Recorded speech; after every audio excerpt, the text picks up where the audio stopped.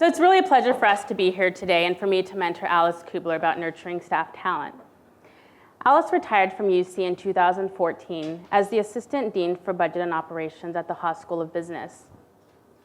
While her career at Cal spanned 25 years and had a long list of substantial accomplishments, really what distinguished her career was her ability to identify and develop staff talent. My relationship with Alice began several years ago when I was an undergraduate student here at Cal.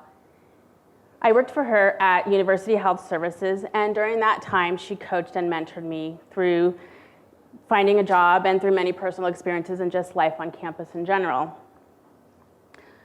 What I remember most is when I was about to graduate, she wanted to coach me into landing the ideal job, the job that was perfect for me.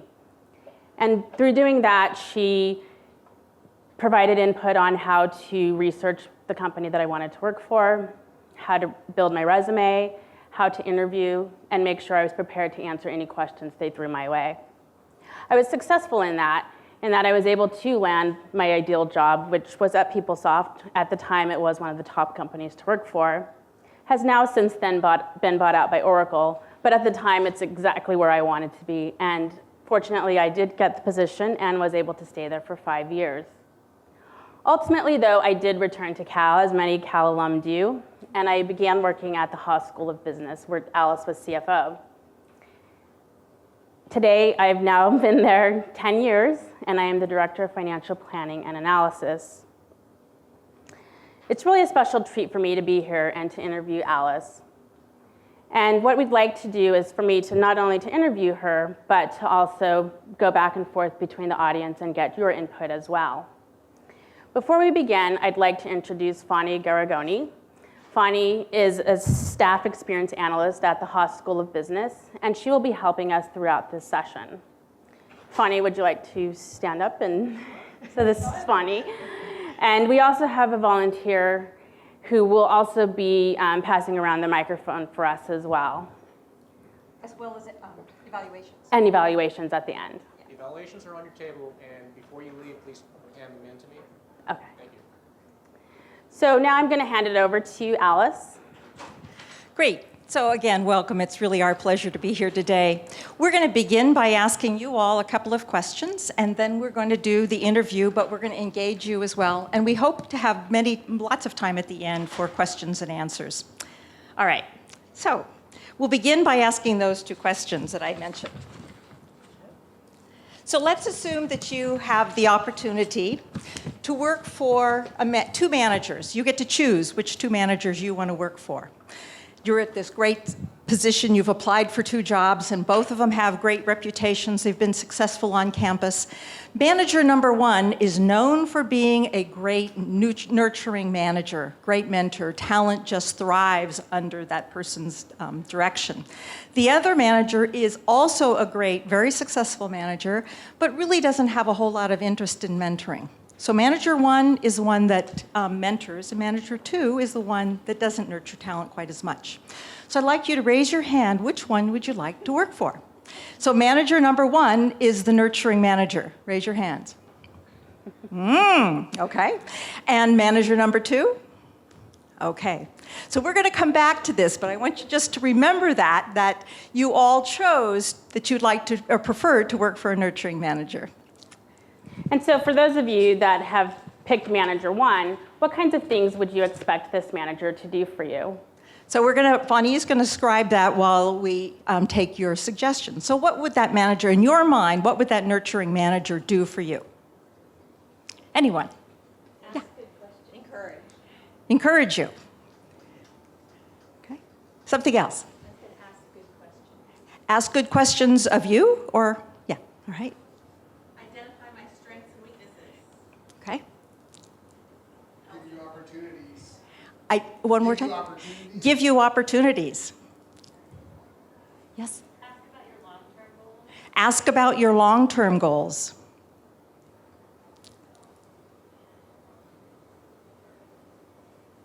Anything else? Yes?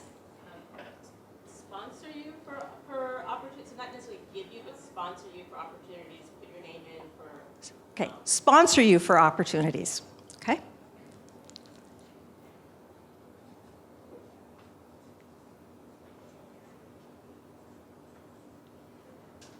So this really is a great list. And so, Alice, I'm curious to know, what do you think about this list and how does it coincide with your definition of a mentoring manager? In my mind, and I'm not going. This morning it's interesting. This morning I was at a session where the panel session about mentoring, and they distinguish between mentoring, coaching, and sponsoring. And I'm not going to make that distinction. I'm going to try to make the distinction of being a nurturing manager so that it really can be any of those things. But in my mind, a nurturing manager is someone that helps you realize and reach your full potential. I'm going to say that again. And actually, there it is. It's helping staff realize and reach their full potential. It's about opening doors that staff may not know even exist. It's helping them grow, develop, risk, fail, and get right back up and get on the horse again to ride. It's about encouraging them and leveraging their skills and giving them the confidence to go out and try things they may not have had the courage or interest in doing. And it's about helping them realize and try skills that they may not yet be aware that they have. I think for me, if I go back to my experience working for Alice at the Tank Center, University Health Services, and also at Haas, I recall several instances where I was able to attend sessions or meetings that I wasn't necessarily invited to. In most cases, I sat on the outside just to observe and really, have more insight into the discussions and the conversations and questions being asked. At times, though, there were other opportunities where I was asked for my opinion and able to sit at the table. And I think those experiences for me were really instrumental in developing my career and my confidence in the things that I do today. It was really fun for me as well to see Monica grow from being a freshman or sophomore and then mature as a senior at Cal, and then to realize where she wanted to work and actually follow my direction and land the job. Well, I shouldn't take all the credit, she's terrific. But I mean, to see her realize her dreams was so gratifying. And for me to see that and experience it was really wonderful. If I couldn't convince her to stay at Berkeley and work at that particular point, what I was hoping for is that she realized the career success that she imagined, number one. And number two, with her being at PeopleSoft, this was in the early 1990s, when we were just starting with BFS on the campus. And having a Cal person who was aware of the system issues working at PeopleSoft, I thought that might be a real asset for the campus as well. So again, I was beginning to build our network throughout the community that would help us both in the long term. And so if we want to switch to some of the myths about managing or nurturing staff talent, I would say, most people would probably say it takes a lot of time. And how do you nurture your staff when you have time constraints? So that's a really good question. It takes an enormous amount of time. There's no question about it. But for me personally, mentoring and watching my staff develop and colleagues across the campus develop, that was one of the most rewarding aspects of my entire career.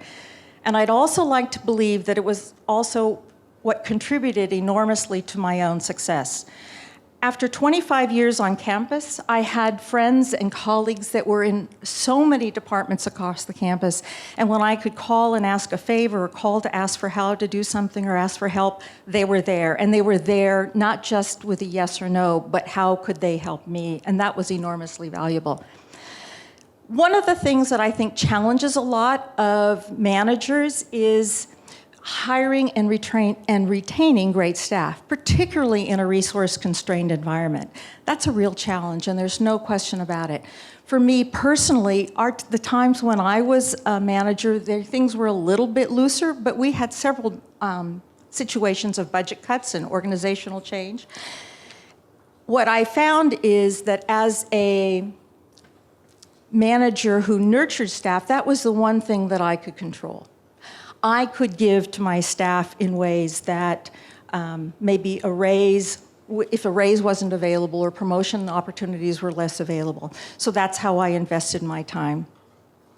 I also thought that in times of organizational stress, it's even more important that you mentor your staff because they're feeling anxious about a lot of things, and so that was even more critical. Oh, I skipped a section, didn't I? All right, let's go back. So I think that engaged performers have choices of where they work. I'm going to say that again. I think your star performers, your engaged performers, they have choices of where they can work on a campus. Just like you did early on, I think engaged performers or engaged staff are going to choose nurturing managers. And nurturing managers are going to attract the best staff. And I think that's an absolute critical tenet or belief of mine. So in my mind, being a good nurturer is nurturing your staff, emerging talent that you might see across the campus, your colleagues, if you see a situation where you can help them or coach them, maybe with a presentation or whatever, I think that, and you can develop a trusting relationship with them, they can do the same for you. I think that's invaluable. And actually, sometimes I think you can even go out on a limb and nurture your own manager. And I've got some examples of that if there's some questions about that later on. So I think that engaged employees seek nurturing relationships, and nurturing managers attract and retain engaged staff. So it's a symbiotic kind of relationship. As a manager, I mentored each member of my team by giving them opportunities to explore and develop their skills. Some welcomed those challenges and thrived. Others resisted at first and slowly began to bloom. And then, of course, there were always those few who chose not to engage at all, and that was their choice. That's fine. But for those that I thought were our most engaged employees, I wanted to give them that opportunity, and the results, I think, speak for themselves. In addition, I found that mentoring or nurturing staff talent while it was time-consuming, it takes a lot less time than dealing with turnover and dealing with poor performance. I don't know about you all, but I spent early in my career a ton of time dealing with poor performance. And that's something I really didn't want to do. So as soon as I had the opportunity to hire my own employees, my own staff, and grow and develop them, that was huge. And from then on, I didn't have to deal very often with poor performance, and that was enormous. And that made our staff morale and our capacity for doing challenging work even more rewarding. And I don't think anybody who ever worked for me thought that I was easy. I'm tough, and I expect a lot. Is that true? Is that true? But what we gave back and what we gave each other and supporting each other was actually really rewarding and exciting, and why we came to work every day. So the other thing that we face is budget constraints, and we also seem to be in a constant state of change. How do you nurture your staff or your engaged employees? So there's lots of, are we at the right place? Excuse me. Yes, go to the next one. Okay, is even more important, something you control can hop up separately. Okay, let's move on to the next one. Is there another one? Go back. Okay. All right. So there are two ways actually where I think that you can nurture. One of the myths is that you don't have enough time, and what I'd like to say is you have to make the time. And in stressful times, you absolutely have to make the time. You just don't have any excuse. Otherwise, you're going to be dealing with a revolving door.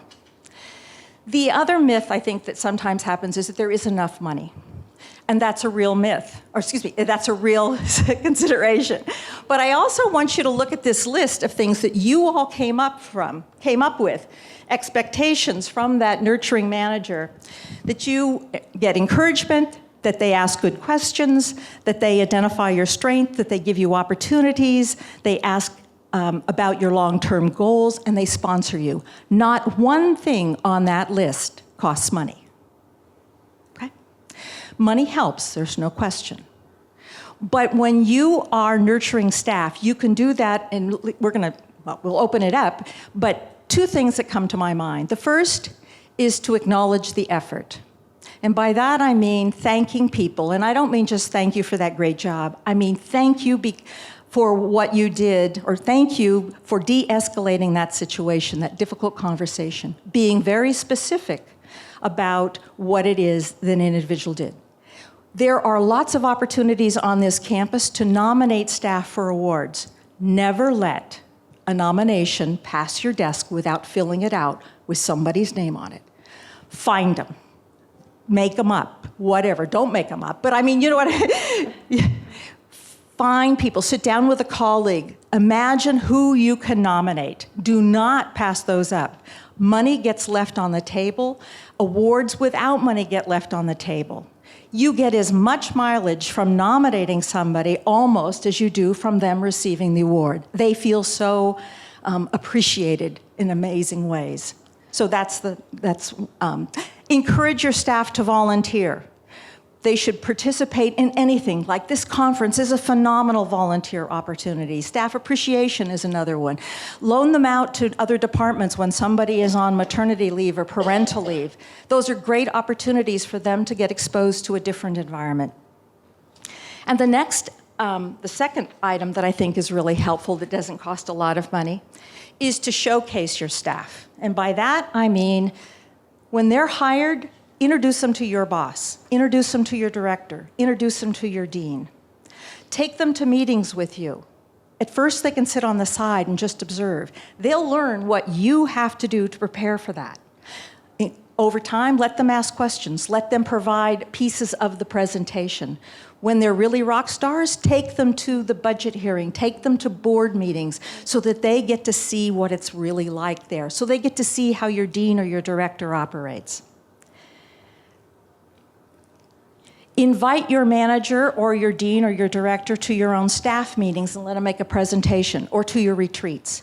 When you go to recommend your staff then for promotions or for raises, guess what? They already know who you're talking about. Showcase your stars, showcase your staff. Let them be the show. Okay? Those are just a couple. But we'd like to hear from you, things that you've done to nurture your staff that doesn't cost money. Well, one other thing that I'll add is make time for yourself to develop your own nurturing relationships. There was a session this morning about mentoring and different ways of going about it. As managers, you all may not feel interested or comfortable going through the BSA mentorship program. You don't have to. You can watch somebody and talk to them about what they're doing. Somebody you saw made a presentation, you want to reach out, you want to connect with them. Or ask your colleagues, your friends, talk to them about who they would like to work with or who they see as a role model on campus.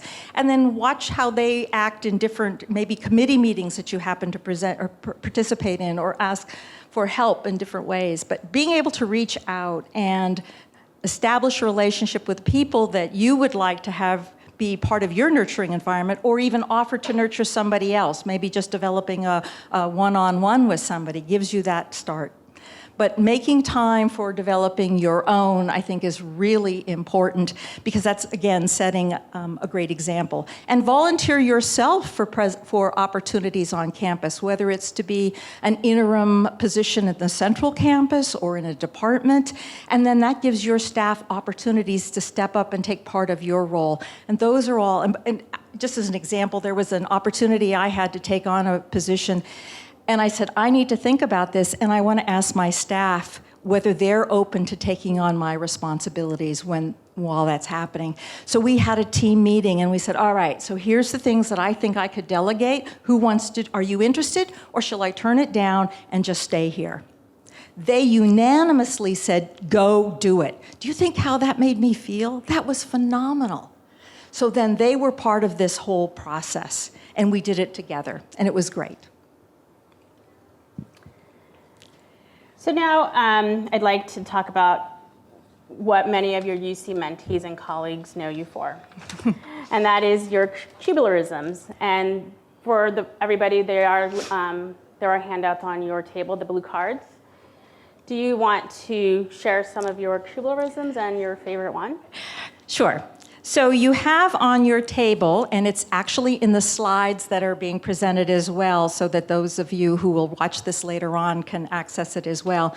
On one side of this little blue card is the slide content, so you don't have to wait for the presentation to be posted to get that information. And on the other side are Alice's Kublerisms. Now, these are principles, sayings, ideas that I mull over from time to time and update. So if you happen to have received my Kublerisms 5 years ago, then they would be perhaps slightly different. But one that has never changed and probably never will change, and I don't hear a lot of people talking about it sort of out in the on the web or anything, is who you work for is more important than what you do. And I don't mean just the individual. I mean the organization, the people, the culture of where you want to go.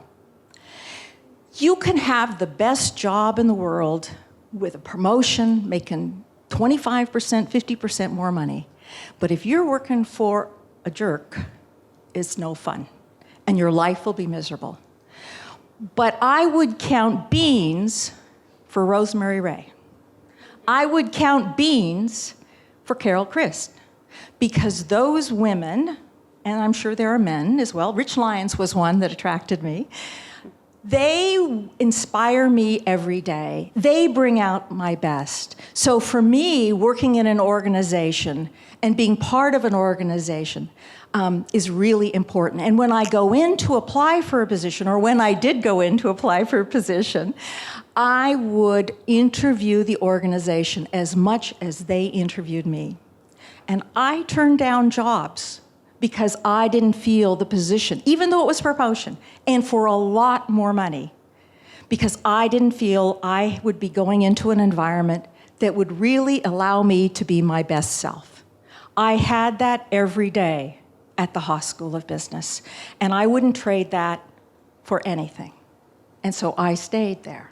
And I had lots of opportunities to explore other things. And that's happened time and again. Now, when I first came to Haas, Teresa Konstantinidis was the CAO there. I asked her how long she planned to stay. And she said, "Oh, I'm not sure yet." And I said, "Well, if I'm going to come, I hope you'll be there for 3 years." And she said, "Well, I'll only promise you 2. Well, she stayed for 2. And I was not quite ready, but you know what? We did just fine. And Teresa was phenomenal, and Jennifer Chiswick was phenomenal. And part of that whole thing, to me, is the most, so when you see a job postings, don't even think about applying unless and until you know who the manager is that you'd be reporting to, or what the reputation is of that organization. And now when you start talking to people or wanting to make a career move, think about who the stars are on campus in terms of nurturing managers. Rosemary Ray is certainly one, no question about it. Ask her who mentors who or who nurtures her. Start paying attention to those people and watch what they're doing and ask them who they think. Ask your colleagues who you think are the best managers on campus. And I guarantee you, if you gravitate towards those people, or at least interact with them, or at least develop relationships with them, you yourself will grow. So that's the first Kublerism, and why I think it's the best and my most important one.